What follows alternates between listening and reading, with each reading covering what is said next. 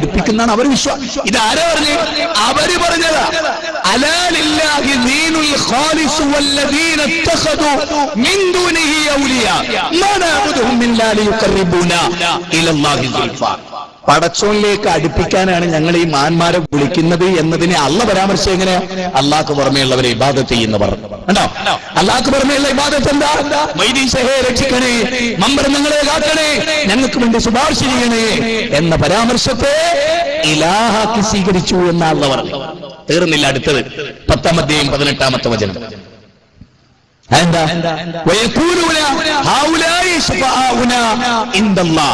അർത്ഥം വെച്ച് നോക്കുമനെ.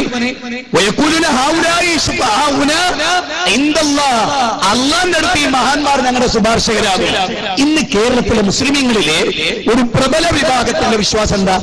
ഈ മഹാന്മാര് അള്ളാന്റെ അടുത്ത് ഞങ്ങളുടെ ശുപാർശകരാകും. ഇത് ശരിയായിരുന്നുവെങ്കിൽ അബൂജഹലിനെ വിമർശിക്കോ, അബൂലഹബിനെ വിമർശിക്കോ? പറയൂ, നിങ്ങൾ തന്നെ ചിന്തിക്കൂ. ഈ ഖുർആനിക വചനം എവിടെ കൊണ്ടുപോയി കലക്കും? ഒരു പൊടിയിട്ട വെള്ളത്തിൽ നിൽക്കാൻ പറ്റൂല, ഒരു മുടിയിട്ട വെള്ളത്തിൽ നിൽക്കാൻ പറ്റൂല.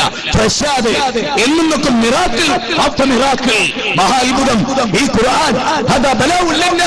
ഇത് ലോകത്തിന് മാർഗദർശനമാണ്. തീർന്നില്ല. ഇന്ന ഹാദൽ ഖുർആന യഹ്ദി ലില്ലതി ഹിയ അഖ്വം. ഖുൽ യാ അയ്യുഹന്നാസ്, നബിയെ പറയുക, ഖദ് ജാഅതുകും മൗഇലത്തും മിർ റബ്ബികും വശിഫാഉൻ ലിമാ ഫി സുദൂർ.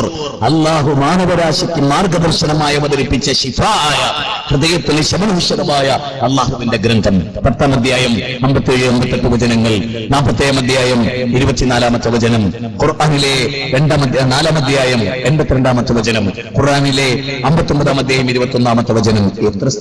എത്ര സ്ഥലത്ത് ആ ഗ്രന്ഥമാണ് പഠിപ്പിക്കുന്നത്. അള്ളാന്റെ അടുത്ത് ഈ മഹാന്മാർ ഞങ്ങളുടെ ശുപാർശകരാവും. ഞാൻ ചോദിക്കുന്നു, സാധാരണക്കാരായ സമസ്തയിൽ വിശ്വസിക്കുന്ന ഉസ്താദുമാരുടെ ചതിയിൽപ്പെട്ടുപോയ എന്റെ പ്രിയപ്പെട്ട മുസ്ലിമീങ്ങളെ, നിങ്ങളുടെ വിശ്വാസം ഇതാണെങ്കിൽ, ഇതാണ് അള്ളാഹു വിമർശിച്ച അബൂജഹലിന്റെ വിശ്വാസമെങ്കിൽ നിങ്ങളും അത് വിശ്വസിച്ചാൽ, ഇതൊക്കെ പറയുമ്പോൾ സാധാരണ മുസ്ലിയാക്കന്മാർ ആളുകളെ പൊട്ടീസാക്കാൻ പറയാറുണ്ട്. സാധാരണക്കാരെ ഉസ്താദന്മാരുടെ മാത്രം പ്രസംഗം കേൾക്കാതെ നിങ്ങൾ ഞങ്ങളുടെ കേൾക്കുമ്പോൾ എനിക്കൊരു ചോദ്യം ചോദിക്കാണ്ട്. എന്താ മുന്നിയാലും ചോദിക്കലേ അറിയോ?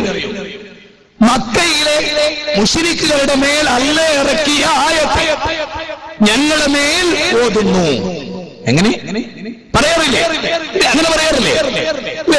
മക്കയിലെ മുശ്രിക്കുകളുടെ മേലെ ഇറങ്ങിയ ഖുർആനിക വചനം ഞങ്ങളുടെ മേൽ ഓതുന്നു എന്ന് ഞാൻ പറയുന്നത് ശരിക്കും ശ്രദ്ധിക്കണം. കുറച്ച് ഗൗരവമായി ക്ലിക്ക് ചെയ്യേണ്ട കാര്യം. പൊന്നാനി, ഏറ്റവും കൂടുതൽ മുസ്ലിങ്ങൾ മദ്യപിക്കുന്ന സ്ഥലം പൊന്നാനി അല്ലേ? ആണ്. കേരളത്തില് ചാലക്കുടി കഴിഞ്ഞാൽ മുസ്ലിമീങ്ങൾ, അവിടെ ക്രിസ്ത്യാനികളാണ്, ചാലിട്ട് കുടിക്കുകയാണ്. അതായിരിക്കും ചാലക്കുടി. സത്യത്തിൽ ഈ അടുത്ത കാലത്ത് ഓവ് ചാലക്കുടി വയ്ക്കും നക്കുക അങ്ങനത്തെ. കാരണം ഇപ്പൊ ഏറ്റവും കൂടുതൽ ആളുകൾ, മോനെ ആരാന്റെ ഉമ്മ കള്ള്, ആരമോനെ എന്റെ വാപ്പ കള്ള്, ആരമോനെ എന്റെ കെട്ടിയോട് കള്ള്, എന്തിനു മോനെ ഈ ഉറങ്ങട് കള്ളിറങ്ങാൻ, എന്തിനു മോനെ ഈ ഉയർന്നത് കള്ള് കയറ്റാൻ. അങ്ങനെ കള്ള് അത് തന്നെ കാട്ടറായി. അതാണ് ആ കാട്ടറായി അടിക്കാനാണ്. അവിടെയാണ് നമ്മൾ ശരിക്കും ആലോചിക്കേണ്ടത്, ശരിക്കും ചിന്തിക്കേണ്ടത്. പൊന്നാനിയിൽ ക്യൂ നിൽക്കുന്ന മുസ്ലിമിന്റെ അടുത്ത് എന്നിട്ട് പൊന്നാനിയിൽ കള്ളുടിക്കാൻ ക്യൂ നിൽക്കുന്നേ, അല്ലെങ്കിൽ തിരൂര്, അല്ലെങ്കിൽ കോട്ടക്കല്, ഇവിടെയാണ് മുസ്ലിം മെജോറിറ്റി ഏറ്റവും കൂടുതൽ കാട്ടറായി അടിക്കുന്ന സ്ഥലം. ഞാൻ ചോദിക്കുന്നത്, അവിടെ ചെന്നിട്ട് ഒരാള് അപ്പൊ അവിടെ നിന്ന് ഈ ആയത്ത് പൊന്നാനി ഇറങ്ങിയതാ, ഇത് മദീനത്ത് ഇറങ്ങിയല്ലേ? ശരി, തിരൂരത്തെ കള്ള് ഷാപ്പെന്ന് കള്ളു കുടിക്കരുത് എന്നൊരായത്ത് ഖുർആനിലുണ്ടോ എന്ന് ചോദിച്ചാൽ ഏതെങ്കിലും ഒരുത്തന്റെ കള്ളുകുടി മാറ്റാൻ ആയത്തോതാകുമോ? തിരൂര് ആയത്തിറങ്ങിക്കോ കൂട്ടരെ, മക്കത്തിറങ്ങിയല്ല, മുക്കത്തിറങ്ങിക്കോ. മുക്കത്തെ പോലീസ് സ്റ്റേഷന്റെ കള്ളുഷാപ്പിൽ, പോലീസ് സ്റ്റേഷന്റെ തൊട്ടടുത്തൊരു കള്ളുഷാപ്പുണ്ട്. അവിടുന്ന് കള്ളുടിക്കുന്ന മൊയ്തീനോട്, മൊയ്തീനെ ഈ കള്ളുടിക്കരുത് ഖുർആനിലുണ്ട്. മൊയ്തീൻ ഒറ്റ ചോദ്യം, മുക്കത്തെ മൊയ്തീൻ കുടിക്കരുത് എന്ന് ഖുർആനിലുണ്ടോ? പെട്ടില്ലേ എടോ ചെങ്ങായി, ദീനിന്റെ എല്ലാ വിധിയും ഈ ചെമ്മാട്ട കച്ചവടക്കാരനോട്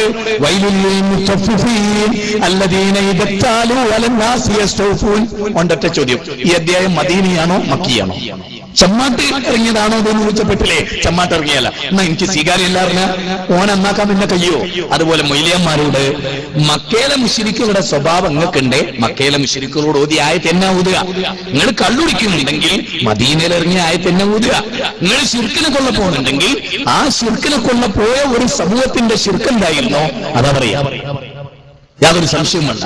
സ്നേഹത്തോടുകൂടിയാണ് പറയുന്നത്. ഞാൻ പലപ്പോഴും ആലോചിക്കാറുണ്ട്, പടച്ചോനെ സത്യത്തിൽ നിങ്ങൾ നോക്ക്, ഇവിടെ വേണമെങ്കിൽ ഒരു തുണി ഇങ്ങനെ വെച്ചിട്ട് ഒരു 1/2 മിനിറ്റുള്ള ഒരു ക്ലിപ്പിംഗ് ഇട്ട് ഒന്ന് ചിരിപ്പിച്ച്, അപ്പുറത്ത് വേറൊരു ക്ലിപ്പിംഗ് ഇട്ട്, മൊയ്ലിയാർ ഒരു കമന്റ് ഇട്ട്, മൗലന്റെ വേറൊരു കമന്റ് ഇട്ട്, മൂപ്പർ ഏതോ ഒരു സന്ദർഭത്തിൽ പറഞ്ഞൊരു കമന്റ് ഇട്ട്, ഇതൊക്കെ ചെയ്യാമായിരുന്നു. പക്ഷെ ഞങ്ങൾ അത് കൂടുതൽ ഇഷ്ടപ്പെടുന്നില്ല. എന്താ ഇഷ്ടപ്പെടാത്തതെന്നറിയോ? ഇപ്പൊ നിങ്ങൾക്ക് കേൾക്കണോ? ഞാൻ ഒരു കാര്യം എല്ലാവരോടും പറയാ, ഈ ക്ലിപ്പിംഗ് പണി ഇവിടെ തുടങ്ങിയൊരു മൊയ്ലിയാർ മുജാഹിദ് സ്ഥാനത്തിൽ വന്ന എന്തിനാന്ന് എനിക്കിപ്പോഴും മനസ്സിലായിട്ടില്ല. പക്ഷേ സംഗതികളൊക്കെ മൊത്തത്തിൽ വെച്ച് നോക്കും. അയാളിപ്പോ ചെയ്ത പണിയൊക്കെ ഉണ്ട്. നിങ്ങൾക്ക് കൊയിലാണ്ടിയിലെ അയാൾ KNM വേദിയിൽ പ്രസംഗിക്കാൻ വന്നു. മൊയ്ലിയാർ ക്ലിപ്പിംഗ് മൊയ്ലിയാർ ആരാന്നുള്ളത് നിങ്ങൾക്ക് എല്ലാവർക്കും അറിയാലോ. അത് തുടങ്ങിയത് മൂപ്പര് എറണാകുളത്ത് നിന്നാ പേര്. ഞാൻ തൊട്ട് കാണിക്കാം, പേര് പറയുന്നത്. ആ മൊയ്ലിയാർ ഇപ്പൊ ചെയ്ത പണി എന്താ അറിയുന്നത്? മൂപ്പര് ഇപ്പൊ ആയത്തോടൂല. മൂപ്പര് ആയത്ത് വരുന്ന സമയത്ത് ഇൻ തൊതുവെന്നുള്ള ആയത്ത് മക്ക ഇമാം ഓതുന്ന ക്ലിപ്പിംഗ് ഇട്ട് കേൾപ്പിക്കുക. ഇങ്ങനെ മൂപ്പര് അർത്ഥം പറയാം. മൂപ്പര് പുതിയായിട്ട് തുടങ്ങിയ സത്യത്തിൽ എങ്ങോട്ടാ പോക്കെന്നറിയോ? മൊയ്ലിയന്മാർക്ക് ഈ ക്ലിപ്പിംഗ് വന്നപ്പോ പണ്ടെന്തോന്ന് പറഞ്ഞ പോലെ ഒരിക്കപ്പതൊരു തണല. എന്താ, പണ്ടൊക്കെ ദുർവ്യാഖ്യാനിക്കാനെങ്കിലും 4 ആയത്തും ഹദീസും ഒക്കെ ഉദ്ധരിക്കണം. അങ്ങനെ 2 മണിക്കൂറുള്ള പ്രസംഗത്തിൽ ക്ലിപ്പിംഗ് ഒന്നുമില്ലല്ലോ. ഇപ്പോൾ ഏറ്റവും വലിയ അവസ്ഥ എന്തറിയോ? ഞാനുള്ളത് കൊണ്ടാ. ഇല്ലേ, സമസ്തക്കാർ കെട്ടയും പടവും മടക്കും. ഏതർത്ഥത്തില് അതൊരു മനസ്സിലാക്കണം. ഏതർത്ഥത്തിലാ? ഒരിക്കൽ ഈ കൗമിനെ തെറ്റിദ്ധരിപ്പിക്കാൻ അപ്പുറവും ഇപ്പുറമുള്ളേ. കാരണം തുറന്നു പറയലാണ് നമ്മളൊരു പൊതുപതിവ്. ഉള്ളിലൊന്നും വെച്ച് പുറത്തു പറയില്ല, കാര്യങ്ങൾ കൃത്യമായിട്ട് പറയും. അപ്പൊ അതിന്റെ അപ്പുറവും ഇപ്പുറവും ഒക്കെ കട്ട് ചെയ്തിട്ട് തേച്ചും എനിക്ക് ഒരു 48 ക്ലിപ്പിംഗ് ആയിട്ടാ വരിക. ബെൽബൻ തന്നെ എല്ലാ സ്ഥലത്തും നിങ്ങളെ ക്ലിപ്പിംഗ് ആയിരുന്നു ഏറ്റവും എനിക്കറിഞ്ഞൂടെ? എത്ര കാലമായി തുടങ്ങിയിട്ട് ആ ക്ലിപ്പിംഗ് ഇങ്ങനെ ഇട്ട് കേൾപ്പിക്കും. അതിന്റെ അടുക്ക് എവിടെ ആയത്ത് ഹദീസ്? ഇപ്പൊ ഈ മുസ്ലിയാർ പുതുതായി തുടങ്ങണ എന്താ അറിയങ്ങള്? ആയത്ത് മക്ക ഇമാം ഓതിയത് ശരിക്കും കൂലി കിട്ടുമെന്ന് വരെ പണ്ഡിതന്മാർ ചർച്ച ചെയ്യേണ്ടത്. ആരാൻ ഓതിയതിന് ഇവിടെ കൂലി കിട്ടുമെന്ന് മാത്രമല്ല ഒരു സുഖമുണ്ട്. ഇപ്പൊ ഞാനൊക്കെ സാധാരണ ഇഷ്ടംപോലെ അധ്യായം നമ്പർ ആയത്തോടി. അപ്പൊ എവിടെങ്കിലും ഒക്കെ തെറ്റിയിട്ടുണ്ടാവും. മൊയ്ലിയന്മാർ അതിട്ട് കേൾപ്പിച്ച് മൗലയ്ക്ക് ആയത്തും കൂടി അതാറൂടെ അറിയും. അങ്ങനെ ഒരു സ്ഥലത്ത് പറഞ്ഞപ്പോ ഞാൻ പറഞ്ഞു, മൊയ്ലിയാർ പറഞ്ഞു എന്നോട് തെറ്റൂല അറിഞ്ഞു. ഞാൻ പറഞ്ഞു നിങ്ങളോട് തെറ്റൂല. എന്താണെന്നറിയോ? നാഗത്തിങ്ങൽ ആന എന്നെ കുത്തൂല അറിഞ്ഞു മൂപ്പിലാല്. നാഗത്തിങ്ങൽ ആന എന്നെ കുത്തൂല. ജാന്റെ മൂപ്പിലല്ലേ? ഞാൻ ആനന്റെ 7 അയലത്ത് പോവില്ല. പോയാലല്ലേ കുത്തുക. മൊയ്ലിയാര് എന്താ സംഭവം? ഞാൻ ഖുർആൻ തന്നെ ഓതൂല, പിന്നല്ലേ തെറ്റല്? നമ്മളോ ഇഷ്ടം പോലെ ഓതും. അപ്പൊ ചെറിയ തെറ്റുണ്ടാവും. ഒരു കുട്ടി സൈക്കിൾ പഠിച്ചാലല്ലേ മുയ്യ ഓൻ സൈക്കിളിന് പഠിക്കുന്ന കയ്യും കാലും കെട്ടിയിട്ട് പോരെ കുത്തുന്നാലോ? അതുകൊണ്ടാണ് എന്ത് വലുവന്നു 1 3 ഉള്ളത് ദുർവ്യാഖ്യാനിക്കാൻ എന്തുകൊണ്ടാണ്? നമ്മൾ നിരന്തരമായി ജനങ്ങൾക്കിടയിൽ ഇറങ്ങി ഒരായത്ത് മനപ്പാടാക്കാൻ നമ്മൾ ഇരിക്കല്ലോ. ഇനി അനുസരണവ് വേണ്ട. ഒരു CD കേസറിന്റെ ഓൻ മരിക്കണ വരെ ഓൻ എന്ത് മതി? ഇത് മതി. ഇപ്പൊ തുടങ്ങിയതാ അപകടകാരിയാണെന്നാണ് ഞാൻ പറയുന്നത്. ഹദീസും ആയത്തും ഒക്കെ നാളെ മുതൽ ഇനി ഇങ്ങനെ ക്ലിപ്പിംഗ് ഇടാൻ തുടങ്ങിയാല് ഓനൊറ്റ ഹദീസ് മനപ്പാടുണ്ടാവില്ല. ഓനെ കണ്ട് ക്ലിപ്പിംഗ് ഇടുന്നവനോ പിന്നെ ഖുർആനും നോക്കണ്ട, ഹദീസ് നോക്കണ്ട, 2 CD ഉണ്ടായാൽ മതി. ഓന്റെ സിസ്റ്റത്തിൽ ഇത് ഉണ്ടായാൽ മതി. അപ്പം ഖുർആൻ മനപ്പാടാക്കുന്ന അവസാനിച്ച് ഹദീസ്. ഞാൻ പറയുന്നു, ഇസ്ലാമിന്റെ മുഖ്യ ശത്രുക്കളിൽ എണ്ണേണ്ട ഒരു വ്യക്തിയാണ്. ഇസ്ലാമിന്റെ മുഖ്യ ശത്രുക്കളിൽ കേരളത്തിൽ എണ്ണേണ്ട 10 ആളുകളിൽ ആ 10 ആളുകളിൽ ഒരാളാണ്. ഞാൻ തിരിച്ചറിഞ്ഞാണ്. വല്ലാഹി ഞങ്ങളോട് തുറന്നു പറയുന്നത്, ഓൻ അള്ളാന്റെ ദീനിന്റെ ശത്രുവാണ്. യാതൊരു സംശയവും നിങ്ങൾക്ക് വേണ്ട, യാതൊരു സംശയവും. കാരണം എന്താ അറിയോ? അതിന് പറയാൻ ഒരു കാരണം കൂടിയുണ്ട്. അതായത് ഇപ്പൊ നിങ്ങൾ നോക്കേ, ആയിഷ ബീവി റളിയല്ലാഹു തആല അൻഹയുടെ പേരിൽ വ്യഭിചാരമാണ്. അത് ഇക്കാലത്താണെന്ന് വിചാരിച്ചോ? ഇക്കാലത്താണ്. ഈ കാലത്ത് നിങ്ങൾക്ക് ശരിക്കും പഠിപ്പിക്കാൻ വേണ്ടി പറയാണ്. ഇക്കാലത്താണെങ്കിൽ ഈ നുണങ്ങനെ പ്രചരിപ്പിച്ചിട്ട് ഇങ്ങനെ ഉണ്ടായിട്ടുണ്ട്. സഫാനായിട്ട് ആയിഷ ബീവി റളിയല്ലാഹു തആല നഊദു ബില്ലാഹ്, നമുക്ക് ചിന്തിക്കാൻ പോലും പറ്റില്ല. ഇങ്ങനെ ഉണ്ടായിട്ടുണ്ട് എന്നൊക്കെ ഇങ്ങനെ ഒരു കൂട്ടർ പ്രചരിപ്പിക്കാൻ നോക്കിക്കോളി. അങ്ങനെ ഓരോട് നമ്മൾ നിരന്തരമായി ചോദിച്ചു, എന്താ തെളിവ്? ആയിഷ ബീവി തെറ്റ് ചെയ്തിട്ടുണ്ട് എന്നുള്ളത് നിങ്ങളെ കയ്യിൽ തെളിവെന്താ? അങ്ങനെ ചോദിച്ചപ്പോൾ ഒരു മൊയ്ലിയാർ കേട്ടോ, നിങ്ങൾ ശരിക്കും മനസ്സിലാക്കണം. അങ്ങനെ ഉണ്ടെങ്കിൽ ആ മൊയ്ലിയാരോട് ചോദിച്ചാൽ മൊയ്ലിയാർ എന്താ ചെയ്യുന്നറിയോ? അമേരിക്കയിലെ ഒരു വേശ്യാലയത്തിൽ ഒരു സായിപ്പ് ഒരു യൂറോപ്യൻ വനിതയുമായി ബന്ധപ്പെടുന്ന ഒരു ക്ലിപ്പിംഗ് ഇട്ട് നിങ്ങൾ പറയാണ്, ഇതാണ് ഞങ്ങളുടെ കയ്യിലുള്ള തെളിവ്. ഇപ്പൊ ഉണ്ടായതാ അങ്ങനെ ഞാൻ പറഞ്ഞുതരാം എന്താ സംഭവം. ഏത് യൂറോപ്പിൽ നടന്ന് ഏതോ ഒരു പെണ്ണായിട്ടൊരുത്തം ബന്ധപ്പെടുന്നത് ക്ലിപ്പിംഗ് ഇട്ടിട്ട് പറയാണ്, ആയിഷ ബീവി വ്യഭിചരിച്ചു എന്ന് ഞങ്ങൾ പറയാനുള്ള തെളിവിത എന്ന് പറഞ്ഞാൽ നമ്മൾ വിശ്വസിക്കോ? ജനങ്ങളെ, ജിന്നിനോട് പ്രാർത്ഥിക്കുന്നവരാണ് ഇവർ എന്നതിന്റെ തെളിവ് കൊല്ലം ജില്ലയിലെ ഏതോ ഒരു ഗോപി ജിന്നിനോട് കേൾക്കുന്ന ക്ലിപ്പിംഗ് തുമരയാണ് ഈ സാധനം. ആലോചിക്കണം. മുസ്ലിമീങ്ങളിൽ മുജാഹിദ് ഇവിടെ സമസ്തക്കാരി ജിന്നിനോട് പ്രാർത്ഥിക്കുന്നു. ഓരോ ദിവസങ്ങളിൽ ഇന്നെന്ന ജിന്നുകളോട് അതിനൊരു ക്ലിപ്പിംഗ് ഇടുന്നതിന് പകരം ഗോപി എന്ന അമുസ്ലിം ജിന്നിനോട് കേൾക്കുന്ന പറഞ്ഞിട്ട് സക്കരിയയും അബ്ദുൽ ജബ്ബാർ മൗലവിയും ഇതിലേക്ക് ക്ഷണിക്കുന്നെന്ന് പറയുന്നവൻ ഏത് മത്സരയിലാണ് വിശ്വസിക്കുന്നത്?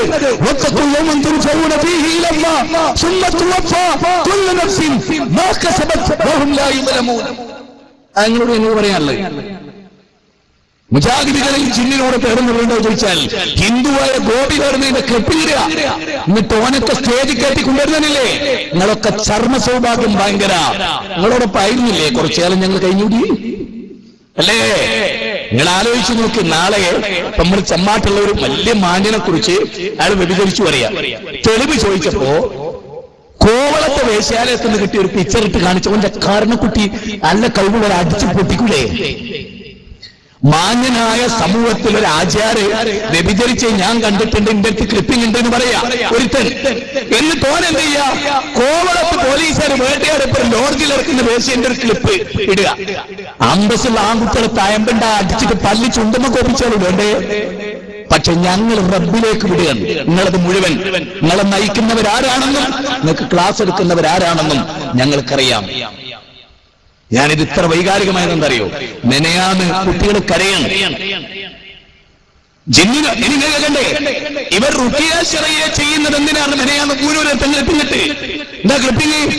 ഇറാനിൽ ഏതോ ഒരു പുരോഹിതൻ ഷിർക്കിന്റെ റുഖിയ ചെയ്യുന്ന ഒരു ക്ലിപ്പിംഗ് ഇട്ട് കാണിച്ചിട്ട് ഇതിലേക്കാണ് ഇവർ നിങ്ങളെ വിളിക്കുന്നത്. പണ്ട് ഉസങ്കടി വാദപ്രതിവാദത്തിൽ എയർപോർട്ടിലേക്ക് എന്ന് പറഞ്ഞ എയർപോർട്ടിലെത്തിയോ എന്ന് പേരോട് ചോദിച്ചു. ന്യായമാണത്. എത്തി എന്ന് അനീസ് കായക്കൊടി തെളിവ് സഹിതം തെളിയിച്ചു. ജിന്നിനോട് തേടാം റുഖിയ ശിറയ ഇറാനിൽ നടക്കുന്ന റുഖിയ ശിർക്കിയ ഇട്ടിട്ട് ഇതിലേക്കാണ് ഈ ടീം നിങ്ങളെ വിളിക്കുന്നത് എന്ന് പറയുന്നവരോട് റബ്ബിനെ കണ്ടുമുട്ടുന്നതിന് എന്തുകൊണ്ട് നിങ്ങൾ ഭയപ്പെടുന്നില്ല? പാടി നീട്ടി നിര്യാണിയുടെ മേലെ തുണി കൊടുത്ത് അല്ലാഹുവിന്റെ മിമ്പർ കൈകാര്യം ചെയ്ത് പാവപ്പെട്ട മനുഷ്യരുടെ മേലെ ശിർക്കാരോപിച്ച് ഒരു തെളിവ് ധരിക്കാൻ ചോദിച്ചിട്ട് ഇറാനിൽ നടക്കുന്ന തോന്നിയാസം. അങ്ങനെയാണെങ്കിലേ പലതും ഞങ്ങൾക്കൂടെ ഉണ്ടാവും. പക്ഷെ ഞങ്ങളെ ചെയ്യില്ല. മത്സരയിൽ ഞങ്ങൾ വിശ്വസിക്കുന്നു. നിങ്ങൾ നിങ്ങളുടേതെന്ത് എന്ന് നിങ്ങൾ ചിന്തിക്കും. ഞാൻ ഇത് വൈകാരികമായി പറഞ്ഞു എന്തിനറിയില്ല. നോക്ക്, മാന്യമായ ഒരു പ്രസ്ഥാനത്തിലെ നിങ്ങൾ ആലോചിച്ചു, ഒരു പ്രസ്ഥാനത്തിലെ മുഴുവൻ യുവാക്കളെയും വിദ്യാർത്ഥി സംഘങ്ങളെയും അതിലെ ഏറ്റവും നല്ല ആലിമുകളെയും പിന്നെ അവരൊക്കെ വ്യഭിചാരികളാണെന്ന് ഒരു നാട്ടിൽ പ്രചരിപ്പിച്ചാൽ സഹിക്കുമോ? അവരെല്ലാം മദ്യപാനികളാണെന്ന് പറഞ്ഞാൽ സഹിക്കുമോ? അതിനേക്കാൾ ഗുരുതരമല്ലേ അവരല്ലാഹുവിൽ പങ്കുചേർത്ത്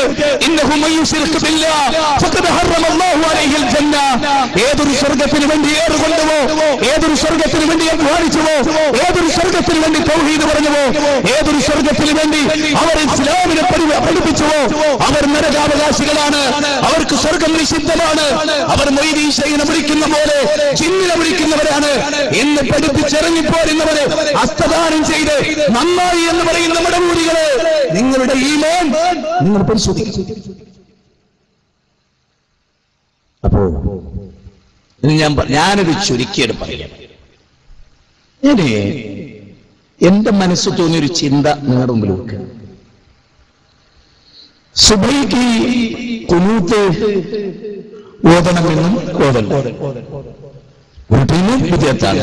അവർക്ക് അതിനെ തെളിവുണ്ട്, മറ്റവർക്കും തെളിവുണ്ട്. ആ തെളിവിന്റെ സ്വീകാര്യതയെ പറ്റി നമുക്ക് പിന്നെ ചർച്ച ചെയ്യാം. ഖുനൂത്ത് സുബൈക്ക് വിജയത്താണ്, പാടില്ലാത്തത്.